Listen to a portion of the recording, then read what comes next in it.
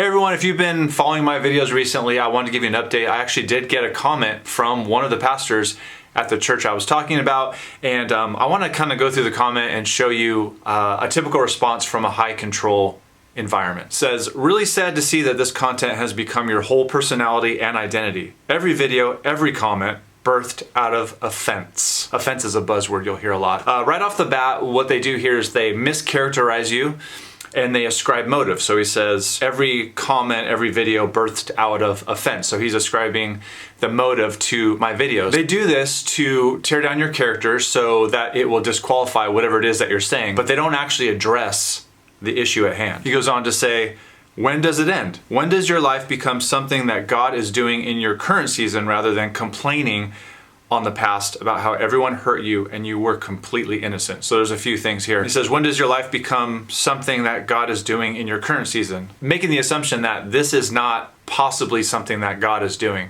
If you look around the church at whole, it seems like this is something that God is doing. Calling the church, which includes myself, to repentance, bringing things done in the dark to the light, bearing with one another's burdens, these all seem like very godly endeavors to me. He also used the word complaining, which downplays and dismisses people's real hurt. He ends this section by saying, everyone hurt you and you were completely innocent.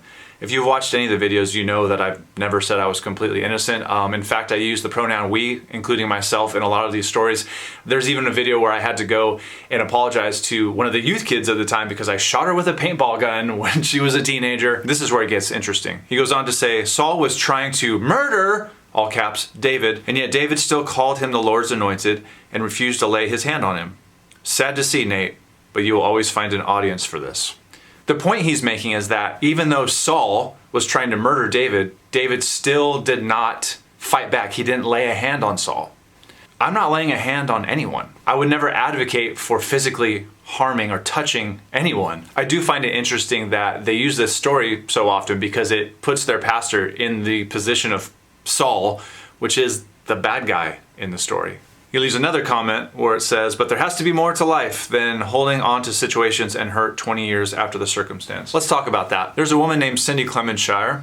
She was essayed by a prominent megachurch pastor named Robert Morris, and she spoke out decades after it happened. Does she not have a right to seek justice? Should she just let it go? Let's talk about Mike Bickle, another prominent pastor who was found to have abused several women going all the way back to the 70s. Just because it was that long ago, do those women not have a right to speak out? And the last misconception I want to address is that I'm doing any of this because I'm still hurt or I haven't moved on or any of that. It's not that. This is not for me. This is for all those people that I've talked to, all those stories that I've seen, that have no voice, they have no platform, they've been silenced, they've been told they're alone, they've been threatened. I'm telling my story to give them the courage to tell their story. And if being a person that stands with people who have been abused and wants to see them get healing and restoration becomes my whole personality, I'm okay with that.